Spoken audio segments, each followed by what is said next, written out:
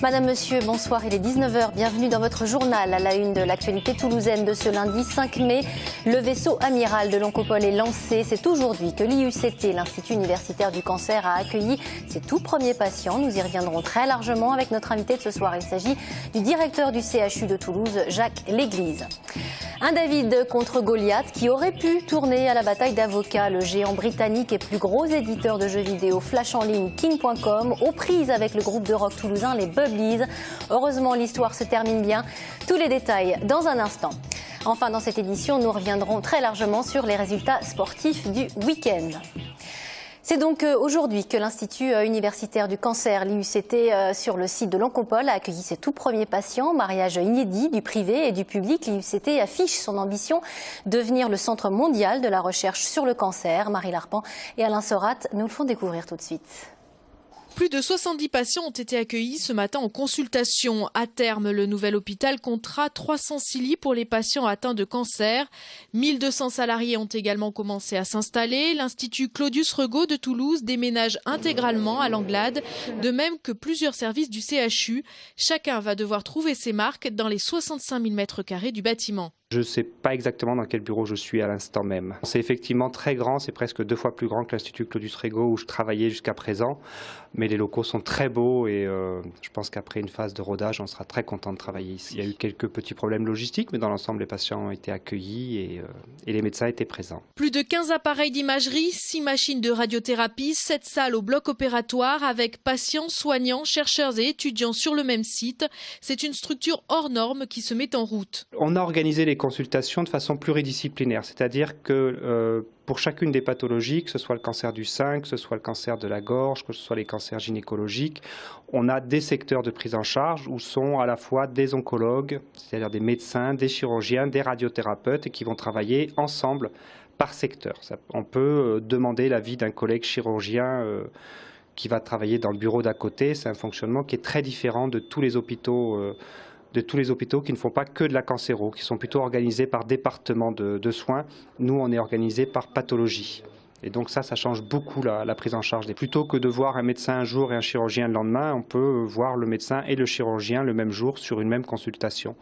Ça va accélérer les diagnostics, ça va accélérer tout le parcours du patient. Ça, c'est à peu près certain. D'ici quelques mois, le CRCT, le Centre de recherche sur le cancer de Toulouse, ouvrira ses portes. Il sera rallié à l'hôpital par cette passerelle, symbole de l'union des forces pour la lutte contre le cancer.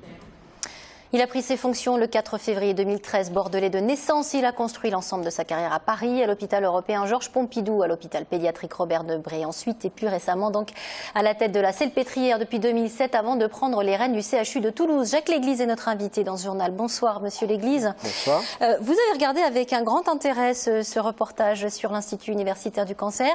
Ça faisait partie, cette ouverture aujourd'hui aux patients, d'un des grands chantiers à votre arrivée avec l'hôpital Pierre-Paul Riquet. Est-ce que vous êtes satisfait de cette ouverture aujourd'hui? Écoutez, oui, je suis satisfait. Je trouve que les choses se passent bien. Vous savez, mettre en route un hôpital, c'est créer une ville. Il y a plus de 3000 personnes qui passent dans un hôpital, entre ceux qui sont hospitalisés, les patients, les accompagnants. Donc il faut derrière mettre en route des dispositifs extrêmement compliqués, des dispositifs techniques, des organisations. Et parfois les organisations humaines sont encore plus difficiles à mettre en œuvre que les dispositifs techniques. Donc tout ça, c'est beaucoup de travail, des heures et des heures de travail en back-office. Et donc quand on commence à voir les choses se réaliser, on est satisfait, surtout quand elles se passent plutôt bien, comme c'est le cas aujourd'hui. Alors les premiers patients sont arrivés aujourd'hui, il va falloir attendre un petit peu avant qu'on réalise les premières interventions chirurgicales et que tout le monde soit bien en place. Combien de temps au final ? Alors ça va être une montée en charge très progressive jusqu'à l'été. Aujourd'hui c'était les premiers patients consultants, les premiers hospitalisés arriveront à partir de mercredi. Les blocs opératoires vont se mettre en route à partir de la semaine prochaine. Ensuite, un certain nombre de nouveaux services seront transférés à partir des semaines suivantes, notamment le service d'hématologie du CHU arrivera à partir après le 15 mai. Oui, je vous en prie, je vous ai coupé. Donc c'est une montée en charge progressive et on sera en rythme de croisière à partir de la fin d'année, après l'été. Très bien. Les discussions, on le sait, ont été assez longues et difficiles au sujet de la gouvernance de ce vaisseau amiral. C'est Daniel Rouget qui a employé ce terme à propos de cet institut. C'est finalement Michel Attal qui prend les rênes de cet établissement. Mariage unique entre privé et public. L'ambition, c'est d'en faire un grand centre de recherche au niveau européen et mondial. Justement, comment va se passer la collaboration avec Claudius Regaud, qui était jusqu'à présent le centre de référence à Toulouse et dans la région ? Alors, Claudius Regaud était le centre anticancéreux, mais il y avait un autre grand acteur du cancer, c'était le CHU, il existait déjà. Et l'Institut universitaire du cancer de Toulouse, ce n'est pas que le site de l'Oncopole, c'est d'abord une réorganisation de la cancérologie publique, parce que vous parliez de privé, mais c'est un faux privé. Le centre anticancéreux a un statut effectivement de droit privé, mais en fait c'est un établissement privé participant au service public, donc c'est vraiment la cancérologie publique. Et l'Institut universitaire du cancer, c'est avant tout la réorganisation de la cancérologie publique toulousaine, avec un partage entre 3 sites, le site de l'Oncopole, le site de Rangueil-Larrey et le site de Purpan. Et sur chacun de ces 3 sites, dont le site de l'Oncopole est le vaisseau amiral, comme vous le disiez, c'est le vaisseau symbolique, mais il y a un partage des activités sans doublon entre ces 3 sites. Sur le site de l'Oncopole, on traite les cancers de la femme, le cancer gynécologique, les cancers du sein, les cancers hématologiques, la dermatologie. Sur le site de Rangueil-Larrey, on va traiter les cancers du poumon, les cancers digestifs, les cancers uro et néphrologiques. Sur le site de Purpan, on va trouver les cancers osseux, les cancers du cerveau, les cancers de l'enfant et les cancers de la personne âgée. Et tous ces déménagements vont se poursuivre au cours des prochaines semaines, on l'a bien compris. Autre chantier, je le disais tout à l'heure, que vous avez mené à bien, l'ouverture du tout nouvel hôpital Pierre-Paul Riquet sur le site de Purpan. Dans un entretien accordé au quotidien du médecin, vous avez déclaré « l'heure n'est pas aux dépenses mais à la rigueur ». Alors justement, certains services de Pierre-Paul Riquet, notamment en neurochirurgie, étaient en grève la semaine dernière et ils dénoncent déjà, j'allais dire, des manques de moyens matériels et humains pour travailler. Est-ce que vous les avez reçus ? Qu'est-ce que vous leur avez dit ? Où en est la situation aujourd'hui ? Les collaborateurs les ont reçus. Il y a eu des échanges depuis de nombreux mois et de nombreuses semaines avec tous ces services. Une grande partie des discussions sur lesquelles il y avait des revendications la semaine dernière étaient beaucoup de malentendus et beaucoup de choses qui ont pu être réglées. Après, il y a la volonté des personnels d'avoir davantage de personnel qu'avant. Et là, effectivement, je suis obligé de dire que oui, dans le secteur public aujourd'hui, mais le secteur public a aujourd'hui davantage de personnel que dans le secteur privé, il faut le rappeler. On ne va pas rajouter du monde. D'ailleurs, il n'y a aucun intérêt, aucune raison de le faire. On rassemble des services qui existaient, on y met le même nombre de personnel que ce qui existait, avec une organisation différente. Je pense que les effectifs sont bien taillés. Après, on se laissera le temps d'évaluer si, au bout de quelques temps, l'activité s'avérait vraiment beaucoup plus importante qu'elle ne l'est aujourd'hui et qu'il y avait la nécessité de renforcer les effectifs. Alors les temps sont durs, notamment sur la partie finance du CHU. Les comptes du CHU qui étaient jusqu'à il y a peu à l'équilibre ont plongé dans le rouge avec un déficit de 9,6 millions d'euros pour 2013. Soucis conjoncturels liés aux nombreux investissements avez-vous assuré. Le problème, c'est que les résultats financiers de début 2014 ne sont pas très réjouissants. Est-ce que vous êtes optimiste pour la fin de l'année et 2015 ? Non, je ne suis pas optimiste et je l'ai dit et je l'ai écrit. Pour 2014, nous aurons une année qui sera pas meilleure que l'année précédente.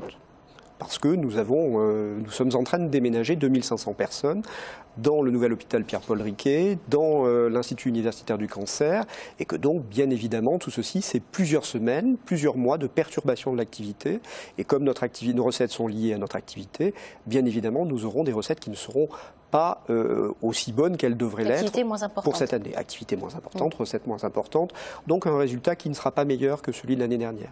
Mais il n'en reste pas moins que ces 2 années sont 2 années dans lesquelles je fais le pari et je suis sûr que ce sont des résultats qui ne sont pas bons de manière conjoncturelle. Nous engrangeons de manière tout à fait naturelle le fait que nous avons fait beaucoup d'investissements pour remettre à niveau les outils d'accueil des patients. Et ces investissements, naturellement, il faut les payer. Donc il y a un pic de dépenses à passer. Je suis totalement certain qu'à partir de 2015, nous rentrerons progressivement, peut-être pas toute l'année 2015, à la fin de l'année, on ne sera peut-être pas à l'équilibre, mais progressivement entre 2015 et 2016, nous retrouvons l'équilibre car les fondamentaux de Toulouse sont excellents. On est en pleine mutation au niveau du CHU, on l'a bien compris. Merci Jacques Léglise d'être venu sur ce plateau. Je vous le disais en titre, l'histoire a failli tourner à la bataille d'avocats sur la scène internationale. Un David contre Goliath de la propriété intellectuelle. Le groupe de rock toulousain, les Bubblies, attaqué par le géant britannique King.com, l'éditeur du célèbre jeu vidéo Candy Crush. Pour quel motif? Eh bien, les Toulousains faisaient, semble-t-il, de l'ombre à la saga Bubble Witch du géant britannique. Les explications de Pierre Bellucci et Marianne Ribaud tout de suite. Ouais. Alors déjà un super merci à tous les gens qui ont poussé le truc, parce que là c'est la cerise sur le gâteau. Là ils arrêtent la procédure, ils nous lâchent la grappe et ça. Bravo. Ils l'ont appris vers midi. Le groupe Bubblies, créé en 1991, garde son nom. Depuis un an, l'entreprise King.com accusait les rockers de ne pas avoir renouvelé leur nom à l'Institut national de la propriété industrielle, alors que leur application Bubble Witch Saga envahissait les smartphones. Un litige à rallonge qui aura coûté cher aux Toulousains. Aujourd'hui, donc, ils font directement les frais d'une procédure lancée par un très gros, qui finalement, pour des considérations qui leur appartiendra d'expliquer, ils préfèrent renoncer à cette procédure-là. Et on est dans une procédure où on ne peut pas demander de dommages et intérêts, où on ne peut pas demander la prise en charge des frais de procédure par celui qui aurait perdu. Donc c'est vrai que c'est des procédures où on engage des frais pour initier la procédure-là, mais on ne risque pas de perdre grand-chose en termes d'argent en tout cas. Une affaire reprise par tous les médias qui, couplée à une forte mobilisation sur le net, a amené l'entreprise britannique à stopper la procédure. Une victoire populaire qui donne du baume au cœur aux membres du groupe. Ça nous redonne foi dans l'humanité, clairement. La preuve que voilà, quand on arrive à se fédérer comme ça sur des causes qui parlent à beaucoup de gens, ça fait tomber les attaques de grosses boîtes qui ont 260, je sais plus combien, millions, milliards. Je ne sais même pas ce que ça représente. Plus que notre découverte, quoi. Pour remercier leurs fans, les Bubblies envisagent maintenant de partir en tournée à la rencontre de tous ceux qui les ont soutenus dans leur combat. Un mot de politique à présent avec les élections législatives partielles sur la 3e circonscription de Haute-Garonne. Jean-Luc Moudin, vous le savez, ayant été élu maire de Toulouse le 30 mars dernier, il a dû démissionner de son poste de député qu'il occupait sur cette circonscription. Les candidats à ce poste avaient jusqu'au 2 mai pour déposer leur liste. Eh bien, c'est chose faite. Vous découvrirez donc les noms des 7 candidats sur cette infographie. Le premier tour de cette élection aura lieu le 25 mai. Donc, 6 seconds tours il y a, eh bien, ce sera le 1er juin. Nous aurons bien évidemment l'occasion de vous en reparler sur TLT. Et puis, politique, toujours à 20 jours tout juste des européennes, les candidats font leur tour de France en campagne. Ce soir, Louis Alliot, le candidat FN, est en meeting à Martre-Tolosane. Et puis Philippe Poutou, le candidat du NPA, le nouveau parti anticapitaliste, est quant à lui à Toulouse. Reportage complet dans votre édition de demain. Selon un dernier sondage paru la semaine dernière, 56% des Français sont plutôt favorables au mariage pour tous. La loi est passée il y a un peu plus d'un an, vous le savez. À Toulouse, pas de chiffre officiel. Pour autant, quel bilan peut-on tirer dans la Ville Rose et du côté des pros et des anti-mariage pour tous? C'est l'enquête qu'a menée pour nous Pierre Bellucci. Environ 4% des mariages qui ont été célébrés cette année ont uni 2 personnes du même sexe. Un chiffre approximatif puisque l'orientation sexuelle des personnes n'est pas inscrite dans les registres de l'état civil. Du côté de la mairie de Toulouse, Jean-Luc Moudin a cela dit confirmé qu'il unirait des couples homosexuels à une condition. Le critère pour moi, pour que je marie personnellement, c'est lorsque je connais les futurs époux. Alors effectivement, si j'ai des amis homosexuels qui veulent se marier, je les marierai. Si par contre il y a des couples homosexuels qui veulent se marier que je ne connais pas, je ne les marierai pas. Mais pas parce qu'ils sont homosexuels, mais parce que tout simplement, je ne les connais pas. Malgré les propos du nouveau maire, le consensus n'a toujours pas été trouvé. Après des mois de polémiques et des milliers de mariages célébrés, les membres de la Manif pour tous demandent toujours l'abrogation de la loi Taubira. On sait que ça prendra du temps, on sait qu'on a déjà eu des victoires aujourd'hui. Après les manifs de février, écoutez, le gouvernement est revenu en arrière sur la famille. On a eu des confirmations que la PMA n'était pas à l'ordre du jour, même si nous restons très vigilants. Un recul du gouvernement sur la question de la famille que les associations LGBT ont du mal à digérer. Les dernières choses qui ont été dites par le gouvernement ne nous font pas vraiment plaisir. La loi famille reléguée en 2017. Au moins pour la PMA, c'est quelque chose on ne s'y attendait pas, puisque M. Hollande, la PMA faisait partie de ses engagements lors de la campagne présidentielle. D'un côté comme de l'autre, le discours est clair, la lutte ne va pas s'arrêter là. Donc il y a plein de choses qui se passent aujourd'hui qui ne sont pas forcément aussi visibles que ces grandes manifestations de masse de l'année dernière, mais on n'exclut pas non plus qu'en fonction de l'évolution politique, de l'évolution du calendrier et puis des choix qui sont faits par le gouvernement, il n'y ait pas à venir des grandes manifestations à nouveau pour faire entendre les voix des Français. Nous, dans tous les cas, on continuera à lutter pour la PMA, à lutter pour les droits des trans, à lutter pour une implication de l'État dans les questions relatives à la santé. Même s'il semble toujours aussi contesté, le mariage pour tous peut maintenant s'appuyer sur un chiffre somme toute significatif. Il rassemble de plus en plus d'avis favorables auprès des Français. Vous faites peut-être partie de ceux qui ont trouvé porte bloquée aujourd'hui sur la ligne T1 de tramway. Il ne s'agissait pas d'un dysfonctionnement, mais Tisséo a procédé toute l'après-midi à des essais techniques sur l'ensemble de cette ligne T1, celle qui relie Toulouse à Blagnac et Beauzelle, des tests de fréquence à 5 minutes. L'objectif, c'est d'ajouter des rames supplémentaires entre Ancely et la station Palais de Justice sur la ligne Envol, ou T2, qui sera mise en service, je vous le rappelle, dans un peu moins d'un an. Elle devrait relier cette ligne à terme l'aéroport depuis le centre-ville de Toulouse. Le tram devrait fonctionner à nouveau tout à fait normalement demain. Un mot de sport à présent. Le stade toulousain est en course pour le Brennus à l'issue de la 26e et dernière journée de top 14. Les Rouges et Noirs se sont qualifiés pour les barrages où les attendent le Racing Métro dès vendredi à Ernest Vallon. Quant au TFC, nouveau match nul au Stadium hier face à Nantes. Fin de saison en roue libre pour les joueurs d'Alain Casanova. Résumé de ces rencontres avec Samuel Prieur tout de suite. Contrat rempli pour les Rouges et Noirs à l'issue de la phase régulière de top 14. Vainqueur 38-8 de Grenoble, bonus offensif à la clé, le stade toulousain termine 4e du classement et se qualifie pour les barrages à domicile, s'il vous plaît.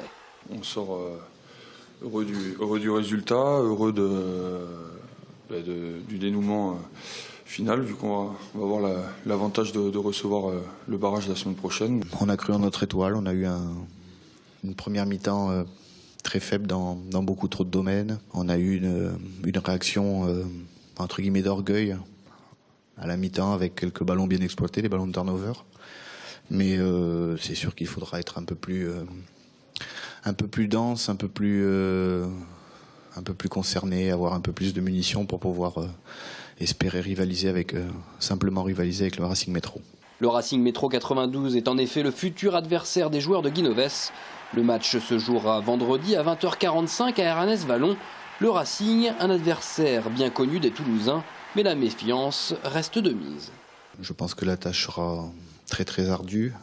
Ils ont le meilleur contre en touche du championnat. Ils ont peut-être la meilleure conquête et la meilleure défense. Et bien évidemment, comme l'équipe est composée de joueurs de très haut niveau, on s'attend à quelque chose de très épais. Au rayon des satisfactions contre Grenoble, le retour de Thierry Dussautoir est à souligner. Son expérience sera indispensable lors du prochain match couperé. Objectif, se qualifier pour une 21e demi-finale consécutive de championnat. Pour le TFC, les matchs au Stadium se suivent et se ressemblent. Les Violets prennent régulièrement le dessus sur leurs adversaires, mais parviennent rarement à l'emporter. Face à Nantes, le score final est de 1 but partout. Les joueurs d'Alain Casanova n'ont gagné qu'à 4 reprises cette saison au Stadium. Côté satisfaction, Wissam Ben Yedder a inscrit son 13e but personnel cette saison. Au classement, le TFC est à sa place, la 10e de la Ligue 1. Voilà, et puis à noter que l'ouverture de la billetterie ouvrira au public demain pour le quart de finale du Stade toulousain. Une rencontre barrage à domicile inespérée, comme vous l'a dit Samuel Prieur. Reportage dans notre édition de demain. Et puis en cas de succès contre le Racing, les Toulousains rencontreront Toulon en demi-finale. Ce sera à Lille. On termine avec cette exposition photo en noir et blanc à voir au restaurant Le Solilès, rue Pérolière à Toulouse. Des clichés pris dans les rues de la Ville Rose par notre confrère, le photographe Fred Schébert de 20 minutes. Des portraits réalisés avec un iPhone, oui c'est étonnant. On regarde quelques images filmées et montées par Alain Sorat, exposition à voir jusqu'en juin.